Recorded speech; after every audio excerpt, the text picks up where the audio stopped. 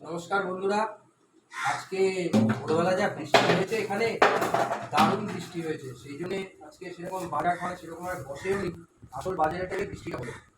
তো মেয়েকে স্কুলে দিলাম, আজকে ওর লাইফ সায়েন্স পরীক্ষা ছিল, তো সেই জন্য স্কুলে যাওয়ার খাওয়ার পরে এখন বাজারে গেছিলাম। তখন দেখুন আজকে বাজার কি করলাম। আজকে সেরকম খুব একটা মারামারি নেই, বৃষ্টির জন্য সেরকম বসেনি। তো আজকে একটু তেলাপিয়া মাছ পেলাম অনেকদিন পর, বড় বড় দেখে তেলাপিয়া মাছ দেখুন।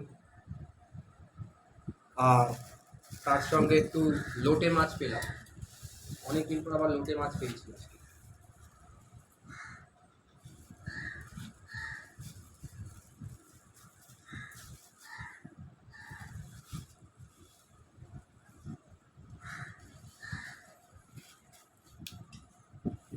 এই দেখুন লোটে মাছ পেয়েছি,